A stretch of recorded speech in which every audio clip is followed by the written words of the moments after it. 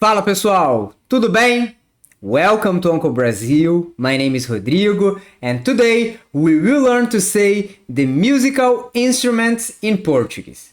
But first of all, I invite you to subscribe to my channel and after the video, leave your thumbs up if you like it. It helps me a lot. If you know someone that is studying Portuguese, share this video and help me to grow this channel. Deal? Now, vamos nessa! It's important to say that I am from Rio de Janeiro, and here we have an accent. We have a way to pronounce the words, different from some other parts of Brazil, okay? But the most important is that the pronunciation from Rio de Janeiro, it's well accepted everywhere here. People like the accent from Rio de Janeiro. And the most important, everybody will understand you, okay? Now let's go. Accordion, acordeão, acordeão. This is how we pronounce here in Rio de Janeiro. In some other parts, people might pronounce like acordeão, acordeão. But here is acordeão, acordeão. Banjo, banjo, banjo. Bass guitar, baixo, baixo. Basson, fagote, fagote. Bongo, bongo, bongo. Bugle, clarim, clarim. Cello, violoncelo, violoncelo. Clarinet, clarinete, clarinete. Some people also say clarineta, clarineta. Both are accepted here. Cymbals, pratos, pratos. Double bass, contrabaixo, contrabaixo. Drum, tambor, tambor.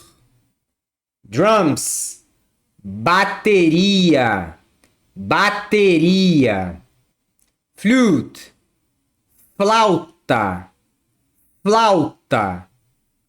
Gong, gongo, gongo. Guitar, violão, violão, violão. Harmonica Gaita, gaita. Harp, harpa, harpa. Keyboard, teclado, teclado. Oboe, oboe, oboé, oboé. Órgão, órgão, órgão. Piano, piano, piano. Saxophone, saxofone, saxofone, saxofone. Tambourine, pandeiro, pandeiro, pandeiro. Trombone, trombone, trombone. Tuba, tuba, tuba. Violin, violino, violino. That's it, guys. Thanks for watching. I hope it helped you. And this content is part of my book, More Than 1,000 Useful Words in Brazilian Portuguese, a friendly dictionary divided into 50 different themes that will help you to evolve in your Portuguese skills.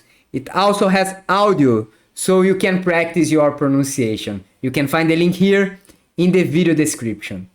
Thank you very much for watching again, and see you in the next video. Valeu!